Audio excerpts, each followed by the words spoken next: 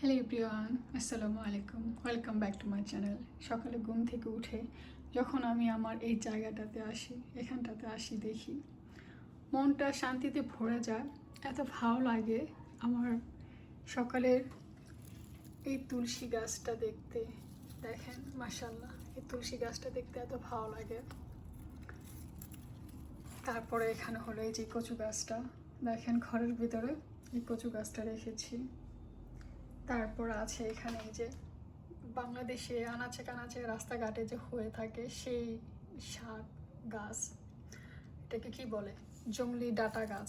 I think এটা ঘরের ভিতর থেকে এরকম হয়ে গেছে। তো তারপর হলো এই যে দেখেন দেশি লেবু গাছ, এটা বাইরে ছিল বেশি, আমি বাহিরে বেশি রেখে দিয়েছিলাম, এর জন্য গাছটা এরকম হয়ে গেছে। এখন ভিতরে এনেছি কারণ আমাদের ইউকেতে অনেক ঠান্ডা। এটাতে ফুল ফুটেছিল, ফুল ফুটা শেষ হয়ে গেছে, ফুল ফুটা শেষ হয়ে গেছে এখন। এই যে ছোটো এখানে দুটো গোলাপ গাছ ছিল, বাহিরে রেখে দিয়েছিলাম, তো মারা গেছে, এটাকে কাটিং করে দিতে হবে।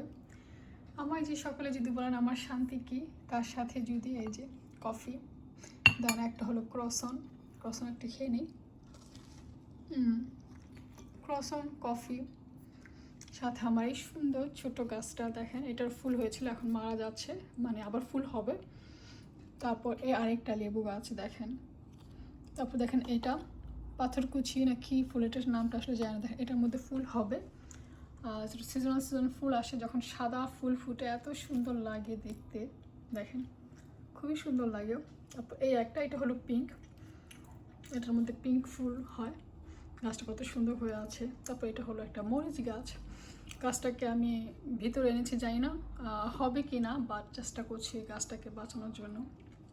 এই তো আমার সকালে একটা শান্তির জায়গা হলো এই যে এখানটাতে, যখন আমি দেখি আমার খুব ভালো লাগে, খুবই ভালো লাগে। মাঝে মধ্যে আমি এখানে বসে বসে চা খাই, কফি খাই, আর আমার এই গাছগুলোকে দেখি,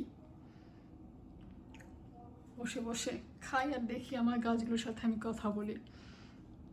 দেখেন কি সুন্দর।